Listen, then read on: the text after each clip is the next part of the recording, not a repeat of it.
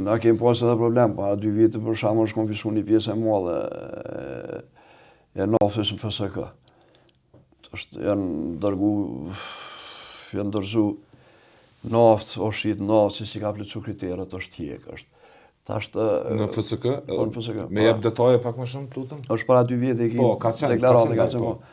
Është në gjanë, domosdoshmë nuk e ka plotsu kriteret, është konfiskuar si sasi. Cilësinë e ke kontrollu? Po, e kem kontrollu. Dhe keni nxjerr përfundimet që është jo cilësor, është konfiskuar, naftë është të re. Mini-hell. Po. Po me institucione tjera, cila është përvoja që nga 2011 e këtej? Gjatë periudha...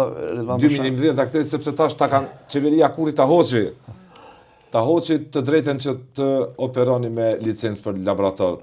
Është një problem, tash të marrëm me nësë futëm këtë... Jo, po futëm, sepse o temë, gashi. Prej 2011-ës, për shumë ka qenë obligative nëse del nafta ajo konform o konfisku. S'është praktiku kur.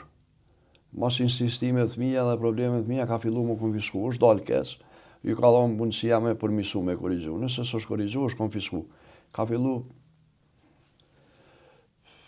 dikon 2022-2023, që e periudhë që është konfisku. Tash në 2021 të mund pa të shkadu për laborator testus, edhe nuk është vazhdu, është ba kërkesa për vazhdim, është apliku, nuk është vazhdu. Jam i vetëmi laborator i akredituar për dhënie opinione, interpretime dhe don kem arrit me kriju një mekanizëm ta më nivel evropian. Nuk është dhënë, s'është dhënë, ç'është më keq se s'është dhënë arsyetim.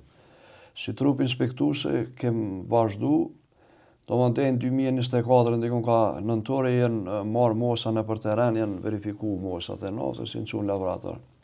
Kosova Lab, një laborator tjetër i cili ka pas fatmirësisht një autorizim deri në 2024. Prej 2024-ës është blloku komplet sistemi, s'ka kontroll. Legjërisht nuk ka kontroll në përpika e karburantit, kështu që nuk ka ndodhur kjo. Unë gjatë periudha edhe të ministrat kaluam, kom qenë shumë i zëshëm edhe kom bërë shumë problem. Kritik, kom qenë për rreth asaj se s'ka kontroll.